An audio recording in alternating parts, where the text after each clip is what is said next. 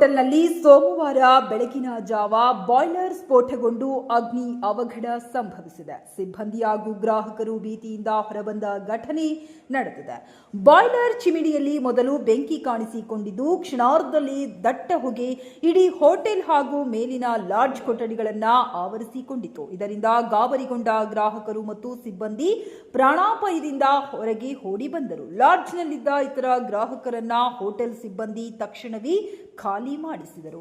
ಘಟನೆ ತಿಳಿಯುತ್ತಿದ್ದಂತೆ ಜಾಗರೂಕರಾದ ಹೋಟೆಲ್ ಮಾಲೀಕರು ಹಾಗೂ ಸಿಬ್ಬಂದಿ ವರ್ಗದವರು ತಕ್ಷಣವೇ ಅಡುಗೆ ಮನೆಯಲ್ಲಿದ್ದ ಗ್ಯಾಸ್ ಸಿಲಿಂಡರ್ಗಳನ್ನು ಹೊರಗೆ ಸಾಗಿಸಿ ವಿದ್ಯುತ್ ಸಂಪರ್ಕ ಕಡಿತಗೊಳಿಸಿದರು. ಇದರಿಂದ ಭಾರೀ ಪ್ರಮಾಣದ ದುರಂತವೊಂದು ತಪ್ಪಿದಂತಾಗಿದೆ.